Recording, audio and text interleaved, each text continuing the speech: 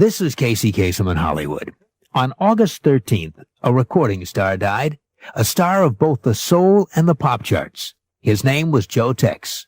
And in a few minutes, I'd like to play you one of Joe's songs and tell you the story of how he once challenged James Brown for the title of Soul Brother #1. The hits from coast to coast.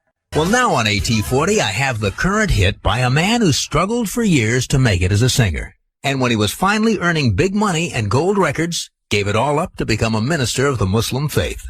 The singer is Joe Tex, and it happened right after he had his biggest hit ever, the 2 million seller called I Gotcha. He says his manager and friends thought he was crazy, but he was sure he was doing the right thing. Joe explained that he joined the Muslim faith back in 1966, but it wasn't until 1972 that he had an opportunity to meet his spiritual leader, Elijah Muhammad. When he did, Joe asked what he could do to contribute to the religious movement.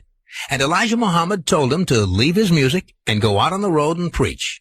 He told him to travel back and forth across America, spreading the word about their religion. Well, for the next 2.5 years, that's exactly what Joe Tex did. During that time, the only money he received came from donations at his speaking engagements, just enough to barely cover his expenses. Then in 1975, when Elijah Muhammad died, his son, Wallace D. Muhammad, became the leader of the movement. And he told Joe his mission was completed.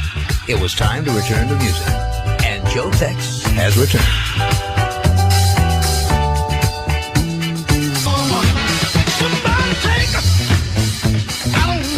Joe Tex at number 24, moving up 4 notches, 3rd week on the chart. That's Ain't Gonna Bump No More. It's from coast to coast.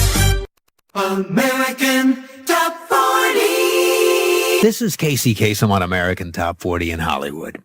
Now, in memory of soul and pop star Joe Tex, who died on August 13th of this year, I'd like to play you one of his songs and tell you a story about the man, a story that's become part of the lore of American show business. It centers around James Brown's long-standing unofficial title of Soul Brother #1, and Joe Tex had always wanted that title for himself.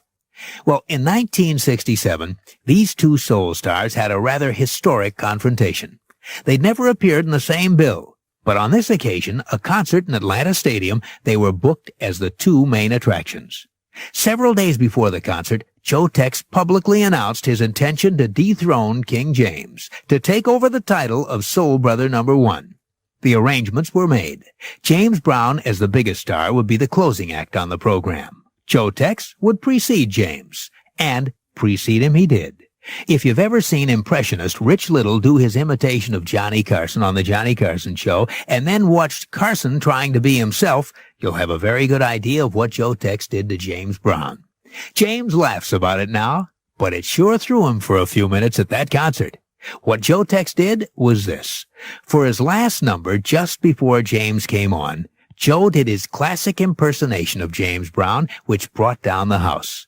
And then James Brown had to come out and play to an audience that had just been laughing at an imitation of him. Of course, when the concert was over, James Brown was still Soul Brother #1. But nobody forgot that Joe Tex had been there too. The late, great Joe Tex, who died August 13th at the age of 49.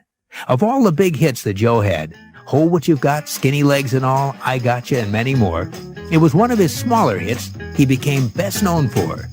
It's this one. Show me a man that's got a good woman. Show me, let them lovers alone. Yeah, they doing all right. In memory of the late Joe Tex, soul stirrer, recording artist, and all-around entertainer. That's his song, Show Me, an AT40 extra, as the countdown rolls on. Casey's Coast to Coast.